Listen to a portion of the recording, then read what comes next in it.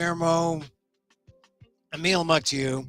Welcome to my Takeout, my Emil Amok's Takeout, my takes on all things considerable. There's considerable things happened in the last 12 days. Just the last 12 hours. My goodness, we have F-bombs and leaks and hesitant ceasing going on in the world. It's worth talking about. And I say this as someone who really I'm looking at this as a journalist, looking at it as what is going on. Let's analyze the news that's being reported. And news is what's new, what's the latest. The latest is that there was a leak in Washington to reporters, first to CNN, then other reporters got into this. Someone who the White House has described, the White House press secretary, Levitt, she described as a low-level person, disgruntled low-level person. But apparently the information was that the United States bombing of Iran did not result in a significant, say, loss of nuclear capability on the part of Iran. That the bombs were not as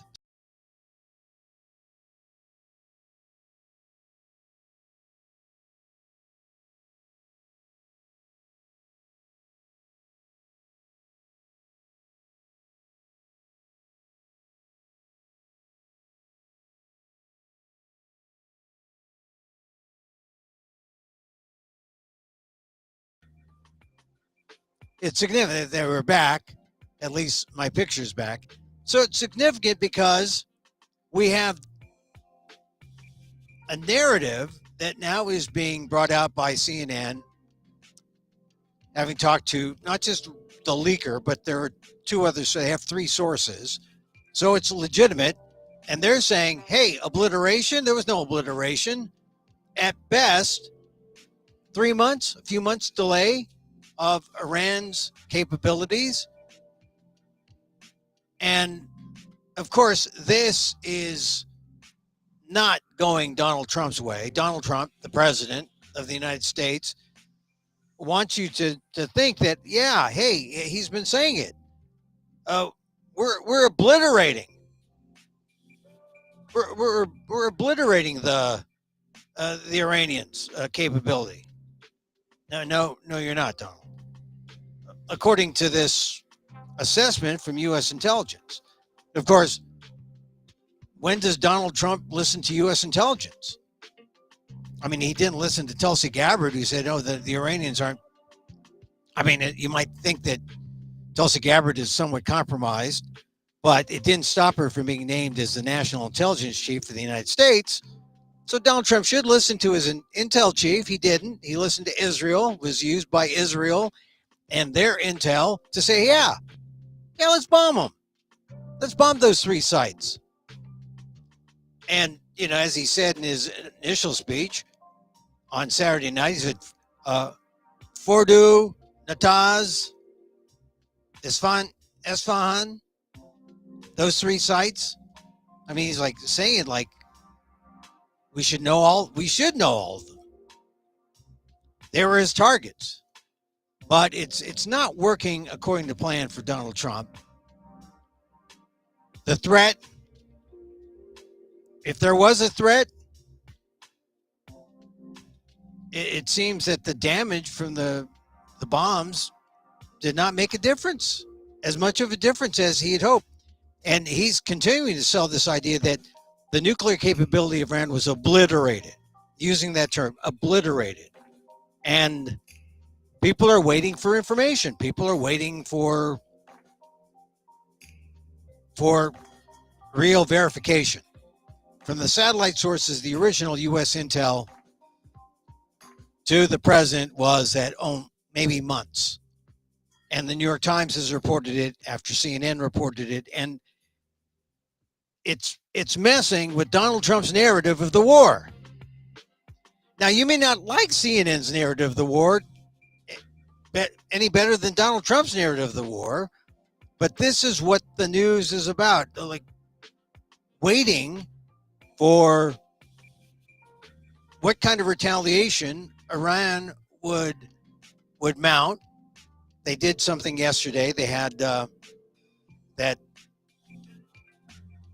the targets of the U.S. military in Qatar, and there have been some bombings in Israel. But the real news, what we started off this morning, was the news that Israel, after working in conjunction with Donald Trump on a ceasefire, just unloaded a bunch of bombs on Iran. I mean, some of the heaviest bombing. This is on the part of Israel. So this morning, it was a real strange morning because Donald Trump was upset. He was PO'd, right? And he dropped this F-bomb as he was walking to, I guess he was on his way to the Netherlands. They caught him in a gaggle, press gaggle. They asked him, what do you think? And he said, he dropped the F-bomb. Most networks carried it uncensored. It was Donald Trump losing his cool. The direct quote that Donald Trump said was, he said, let me get this. He said, we basically have two countries that have been fighting for so long and so hard that they don't know what the F they're doing. They don't know what they're totally losing his cool, totally losing really his credibility. Because what does this tell me? This tells me that Donald Trump isn't really interested in peace. He's interested in what peace can do for him. He's interested in getting Iran and Israel, get my I countries together, correct. He's interested in getting a peace deal together for what it would do for him, and that would mean to win a Nobel Peace Prize, which would be the cherry on top, right? It would be.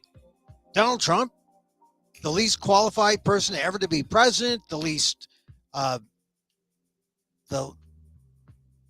intelligent person ever, the likes of which the world has never seen, to use a Donald Trump phrase. He really is. He is the least intelligent person, the likes of which the world has never seen, to occupy that office, the presidency.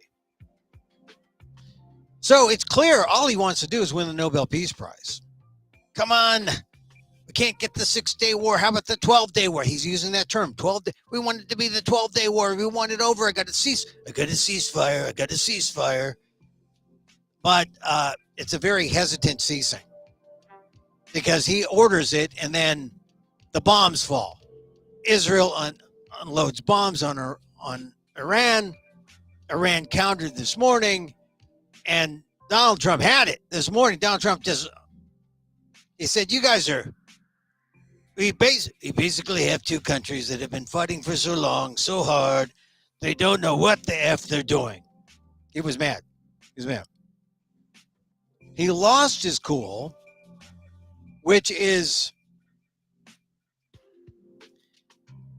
it's not like Trump. Or maybe it is. We saw that rare side, or we saw the side we know is there. He let it out. When he lets out that dark side, watch out. I don't know if he thought it made him human or made him seem tough, but if anything, it made him seem weak and exposed him for having the impatience of a loser, not a peacemaker. I mean, the whole thing about Saturday, the bombing that started, that's the impatience of a loser. To say, okay, yeah, we're going to go bomb. We're going to go in, take those three sites out. And then to find out today on Tuesday, because he does it, he takes a gamble. He doesn't know what's going to happen. He doesn't know what the impact's going to be. He doesn't know how Iran's going to retaliate. And then to get this, where the initial assessment from U.S. Intel is that, well, you know what? You didn't really do the obliteration thing. No. You might have set back Iran a few months. So if you think that Donald Trump was dropping F-bombs this morning because the ceasefire didn't hold, I suspect that behind closed doors, he is dropping F-bomb after F-bomb. And of course, he's at NATO. He flew to NATO for the big meeting that he has there. And this was supposed to be his, hey, look, I've come to NATO bearing gifts. This is why NATO is so ineffective. Look what I've done. I've created peace. I brought together Israel and Iran. They're in a ceasefire. Remember, it was J.D. Vance who said, we're not in war. We're not in war with Iran. We're at war with the Iranian nuclear policy. Yeah, like it's Donald Trump shooting at what? A 12-page white paper or something? Something, a PDF? Something maybe bound on a loose leaf? That's a fight that Donald Trump might win. But we learned today that no, Intel suggests that they did not, with their bunker busters, really do much to the Iranian capability, except maybe delay them by a few months. And we know some of it is maybe because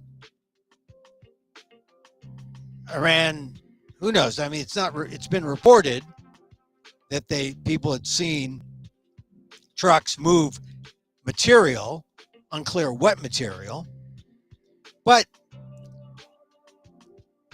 this is the situation we're in. It's not going to be a 12-day war. It's not going to be a quick thing. It's not going to be a one-off.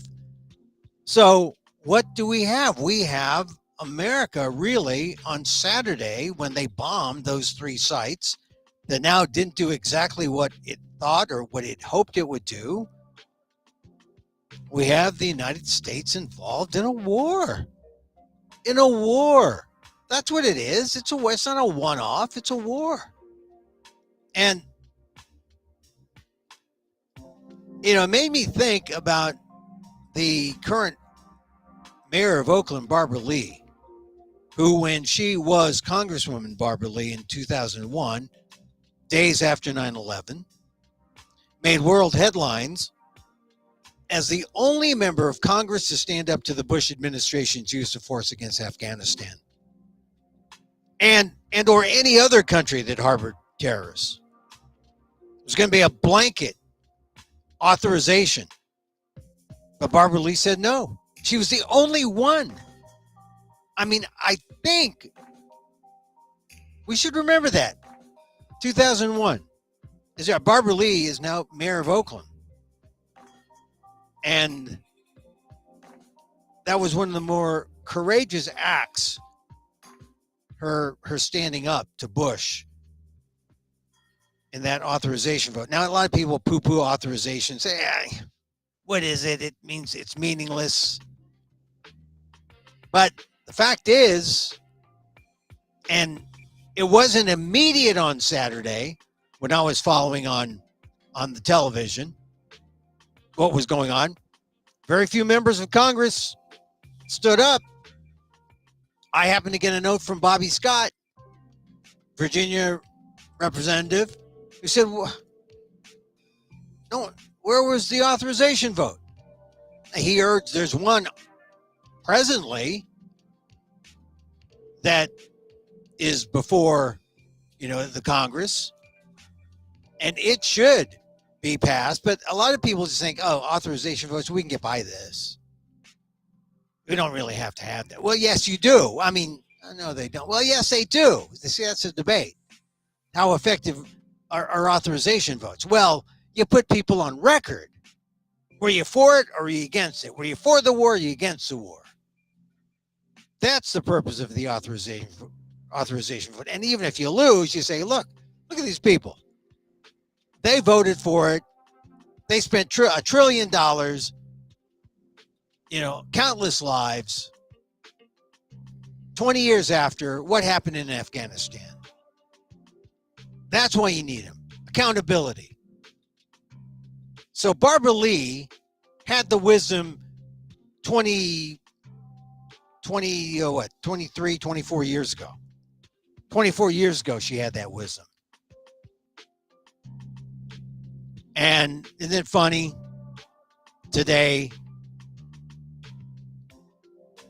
when Trump is about to strike in Israel or in Iran for Israel as Israel's proxy. I mean, he says, I'm doing it to bring people together for peace. Donald Trump could have used a little bit of Barbara Lee's wisdom on Saturday. He could have used it in 2018 when Donald Trump pulled out of the nuclear deal that Obama had helped negotiate.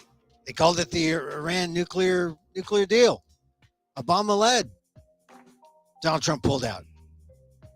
And now he would be glad to get 3/4 of that. But I don't know if he can. I mean, he pulled out of the deal. What kind of credibility does Donald Trump have? So that's kind of the situation where we're at. We're in a really odd place as a country, as America. And we're talking about the minutia of they do this, they do that. They do this, U.S. does that. And it's like move by move in front of us. The bigger question is, why are we doing this to a sovereign nation? And I mean Iran. Why? I mean, in many ways,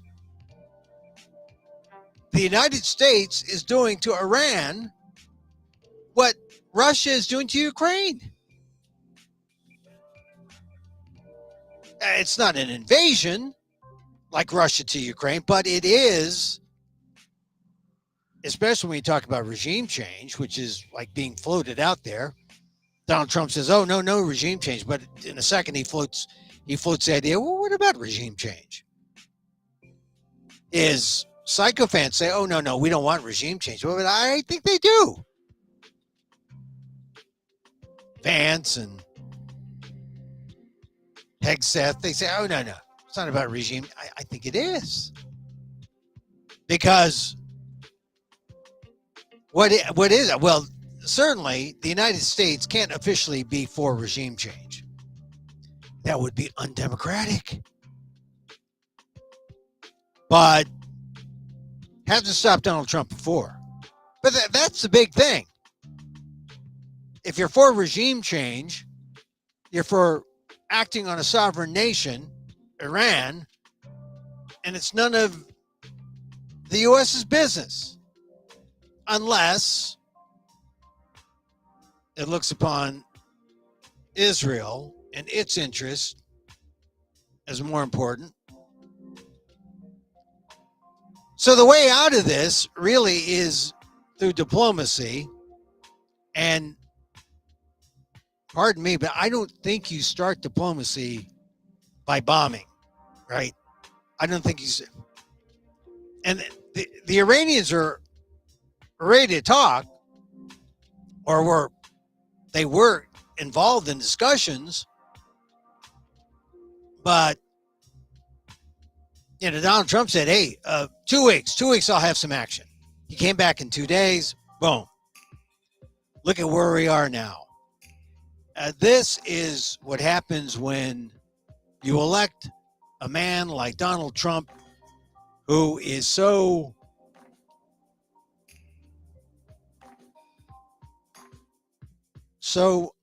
unprepared to be the kind of president the world needs.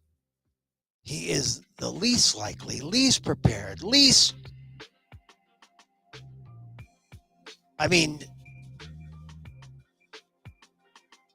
he's he's intelligent. I don't want to say he's totally dumb, but he is a unique person who has become president, the likes of, to use his phrase, the likes of which the world has never seen. And there's a reason, because those kind of people don't become presidents. They shouldn't be presidents, not of the United States. So it's funny world we're in. And this is why I think, I mean, it's important to understand all the different maneuvers. Like I said, the CNN reporting that, hey, the leaked report is that the U.S. did not set back Iran by more than just a few months in its nuclear capabilities. It was bad enough to cancel a briefing that the entire Congress was invited to. Now they're shut out, and it's all just in Donald Trump's head. The plan, the what's next. That's the scary part. You want Donald Trump should be in charge of that? So I just wish that he had a little bit of the wisdom of Barbara Lee. Just an ounce. If he had an ounce of the wisdom of a black female former congresswoman who had the courage, some would say the cojones, to stand up to Bush, stand up to the authorization of military action against Afghanistan. That took more than guts. Barbara Lee had it. No one else did. That was 2001. And today, no one in Congress had a chance to speak out. Some are now. A little too late. We're in there. But what's going to happen? I mean, Donald Trump sort of stumbling into, hey, we obliterated it. We obliterated. No. Mr. President, you didn't obliterate anything. Just your credibility. Just your credibility. So, I don't know where we're at right now in terms of, I guess, he goes to NATO and says, well, I tried. And tries to restore his diplomatic chops. He's never been diplomatic. I mean, really, do you bomb people and then ask him to negotiate? How about just ask him to negotiate? And then a little bit at a time. He was impatient. He thought, I'm president. I'm president of the world and of this country. I mean, he said it. That was his phrase. I'm president of the world and this country. I command the world, right? Infamous quote from earlier this year. So, but he doesn't. So now he knows. And now everyone knows that the emperor does not have a protective nuclear, what is it? A tunic? Would it be a tunic? A nuclear tunic? A protective device? Let's see. I think we're at a point, though, where this isn't a one-off. We're at a point where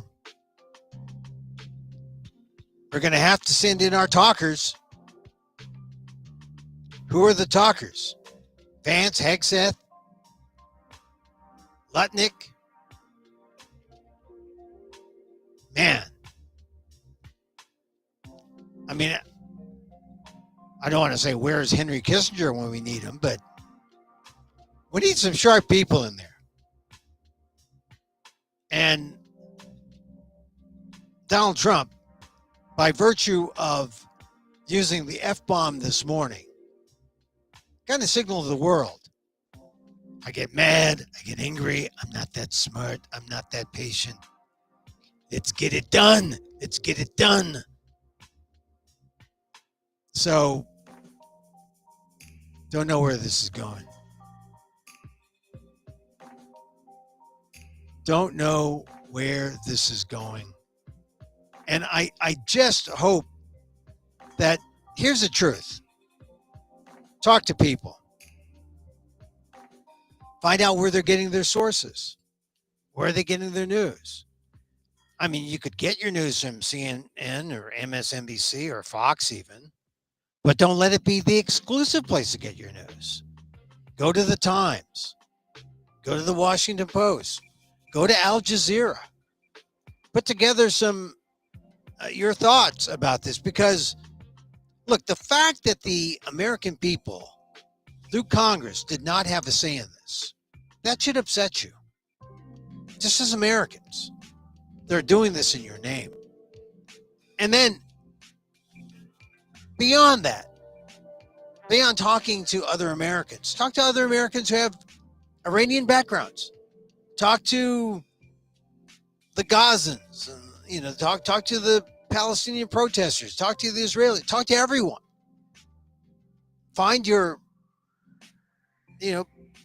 find that if you get different views from various perspectives, you will have what they call a nuanced view. What is a nuanced view? A nuanced view is the view that says, I don't know exactly what's going on, but I can articulate how it makes me feel. And this is how it makes me feel. And there's no black or white answers here. But why did we go in and shoot first, aim last? Right? Why did we go in when we did not know what the next step was? Because that's where we are. Donald Trump may have had a script in his head because he thinks life's a reality show, right? But it did not go the way he planned. And now, I saw this in AP, which surprised me because, they don't usually get into analysis. They just report the facts. But in this latest AP story, Trump is trying to script the perfect ending to war in Iran. Will the rest of the world go along? And I guess we're going to see what happens in NATO to see how he's received. He's there now. Axios reporting a preliminary Pentagon intelligence report assessed that U.S. strikes probably only set Iran's nuclear program back a few months. And then the White House called the assessment flat out wrong and suggested it was leaked to demean. I don't think it's meant to demean President Trump. I think it's meant to get at the truth. I mean, we need to look at the truth, right? And we got to look at the truth. So, I mean, that go to your various sources. Just like reporters go to 3 sources before they say, here's my exclusive. Talk to 3 people. I talked to someone who's connected to Iran, can't stand the news. And I say, I don't try to apologize for the news. I just say that the news is, they're trying to reflect what's going on. They have a mainstream opinion, but they're talking about the fire that's in front of their face, not the big picture. And maybe we should talk about the big picture. Why the heck is the U.S. involved in the politics of Iran or the politics of Israel? Why are we the henchmen brought in by Israel? Now, if we just went in with diplomacy and talking, then let's go in with diplomacy and talking. There was no need for the bombs, no need for the kind of violence that has resulted in the violations of that ceasefire. That's now people are calling it in the news a fragile ceasefire. And it just leads me to believe that all Donald Trump wants is to get that Nobel Prize. You know, Maria Ressa, the Filipino journalist, she got half of the Nobel Prize for reporting on the Philippines and reporting on Duterte. She wasn't looking for a Nobel Prize. She wasn't looking for one. But she was just reporting the news in front of her. Reporting what was going on, reporting the truth, and then getting in trouble from the Duterte government. And now we have the Duterte government, or we have Duterte in a cell awaiting trial at the ICC. Because there is accountability in the real world. There is accountability. That's why there should have been some kind of congressional input on this. And not just a handful of sycophants who say, yeah, do that, Donald Trump. We're with you. Yeah, the Republicans are all with him. Like 80% now. Only 9% of the Democrats. I'm talking about across the board, according to surveys.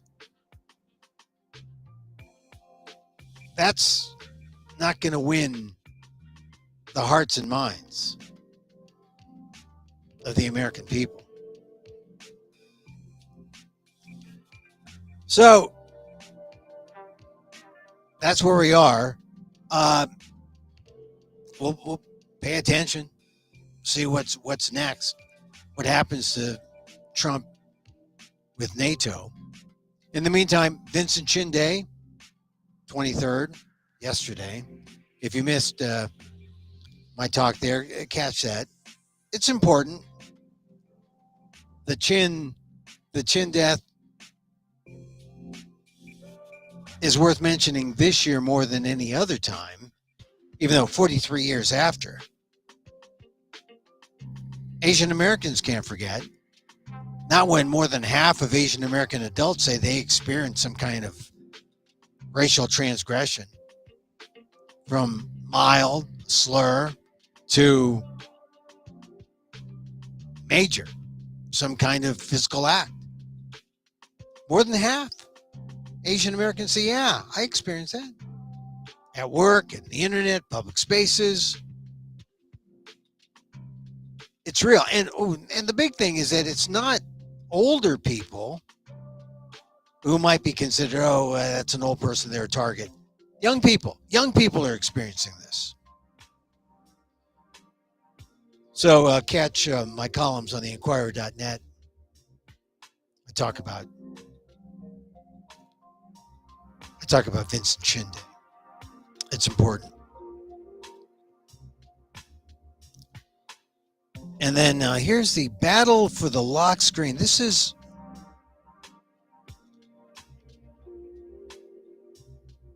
an interesting thing, only because, I say you should get all different sources of news. So news organizations have a slight edge over aggregators when it comes to push alerts, according to Axios.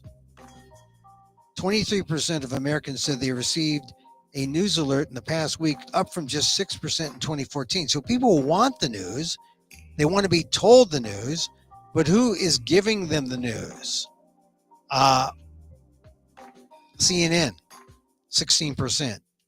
Google News, they're kind of an aggregator, 13%. Fox News, 11%. BBC News, 10%. New York Times, 10%. Yahoo News, they're an aggregator, 8%. Apple News, another aggregator, 7%. Newsbreak, 7%. Washington Post 6%, which is funny because that's equal to what the aggregators are, where they place in this poll. Washington Post should be more up there with the Times at 10, but they're at 6%. So that's one thing. Oh, it's the New York primary today, and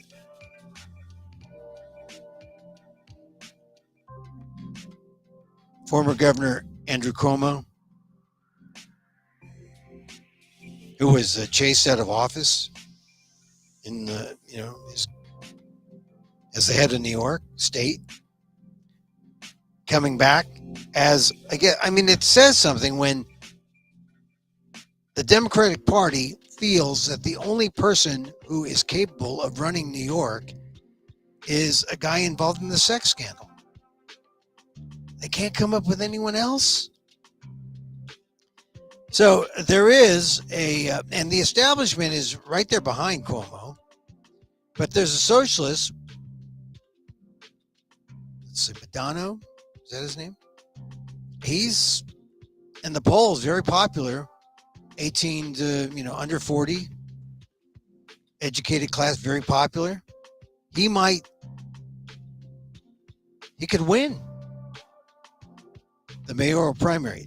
The big thing about this primary to watch, and this is a nationalized race because it'll tell you about the direction of the official Democratic Party, and that is they're bankrupt. They have no leaders. They choose in New York Governor Andrew Cuomo, and they have this guy Madano. I'll get his real name, but it just it's fun. I mean, this is indicative. I was reading Axios. They're talking about, oh, here is Cuomo polling, and they didn't mention the challenger, Zohran Mamdani. I apologize. Socialist.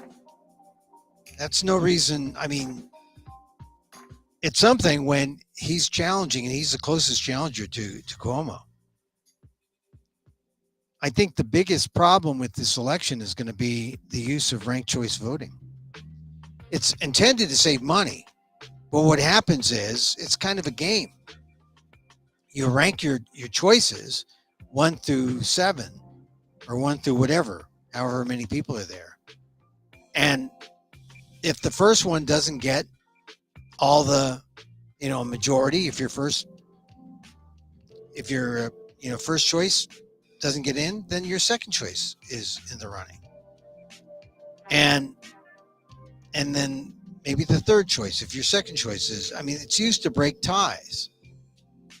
But I think it gives an imperfect sense of who you want to be your candidate. If you are hell-bent on Zohran Mamdani, would you put Andrew Cuomo as your number 2? And conversely, if you were Andrew Cuomo, if you are what I call a Cuomo-sexual, person with an irrational love for Cuomo and the name Cuomo, I coined that in 1990. I coined that when I did talk radio in Washington. But no, seriously, if you were backing Cuomo, would you put Mamdani as number 2? No, you wouldn't. But would you? I guess there are other people there. I guess that's the understanding about how ranked choice voting works. And then your voice is heard and gets processed. But then what if you just put one vote for the guy you want, go all in on Cuomo, and then no one else? I guess you could, but then they'd say, okay, in the first ballot he lost, and you just forfeited all your votes because you didn't put down a name as a second or third choice. So there's some problems with that strategy. The other strategy I don't like, or the reason I don't like ranked choice voting, is because you might have, your choices, but it means that we usually end up with everyone's second or third choice. I don't know if that's a suitable compromise. If you're a pro Cuomo guy and you don't like Mamdani, but Mamdani gets in that way, or if you're a Mamdani fan, but you know you don't like Cuomo. I mean, the only thing I think that really makes sense is spend the money in democracy and go until someone gets a majority. I mean, that's what ranked choice voting is intended to do, to save money from elections, which cost money. And instead of having numerous runoffs, you do this ranked choice voter thing, but it overly complicates voting, and you could end up like Oakland, where your first choice is not the best choice, and your subsequent choice, your second and third, get in. But if you put it down and say, yeah, I would like this guy, but you don't like him that much. So let's see how it works. If you do ranked choice voting, they have the results fairly quickly. So if no one gets a majority, they go down to the next round until someone gets a majority, and then the next round. And they say it's fair. I've seen it work, but I've also seen it not work. Like in Oakland, where you really have to game the system. And it's not about, hey, everyone, don't vote for me. Vote for me as number two. Vote for me as number two. I'll be your number two. Oh, wow. That's the way we're going to run this country? See, I mean, anyway, let's hope it works out. But it's going to be trouble for the Democrats no matter what, because, Eric Adams wants to run as an independent. He's not in the primary. All these people, they want to run because they see the Democrats as weak. They'll say, yeah, I'll roll the dice. This came in. Trump's Nobel Peace Prize nomination has been withdrawn. The nomination was for Ukraine. And he was nominated because people thought, oh, what he was doing, a senior Ukrainian politician nominated Trump. Now that politician is accusing Trump of appeasing Vladimir Putin, and so no Nobel Peace Prize for that. But maybe, see, I think Donald Trump knew that was going to happen. But he really wanted the Nobel Peace Prize for what he's doing with Iran and Israel. But I don't know. I don't think he's going to get it. That's why he's doing what he's doing. Because if he can take our attention off of immigrants and all the other stuff, he does whatever he wants. Your attention is on, Iran and Israel. He does whatever he wants on this other domestic stuff, and then he just switches off. Part of Trump's way, chaos, confusion, and as we've seen today, it doesn't pay off. It doesn't pay off.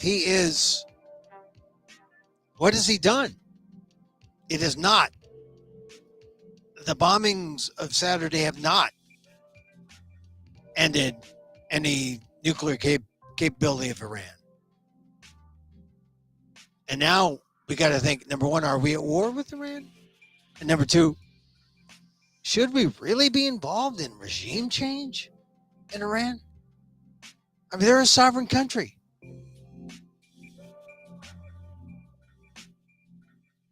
So that's it for today's show. Hey, thanks for being here. I am doing my one-man show where I talk about this stuff with punchlines. Here I'm just talking. I'm doing news talk here, the old news talk way. I'm going up to the Winnipeg Fringe and the Edmonton Fringe and the Vancouver Fringe. I'm going up to Canada to do it. Canada, yeah. Canuck Amok up there. I'll be posting, but you can go to Winnipeg Fringe. It's coming up in July. And I'll tell you how to get tickets, how to get special tickets. In the meantime, that's it for our show. Hey, thank you. Thank you for joining me. You can see my columns on Substack and also on the Inquirer.net, which is the Filipino paper. The paper, the website of the Philippine diaspora. Check that out. We like to end with a little loving kindness, a little, because love helps. Love hurts, love helps. Love isn't everything, but love helps. And so, as I wish for me, I wish for you. May you be safe. May you be happy. May you be healthy. And may you live with ease. Emil Guillermo here. Till next time. Mahal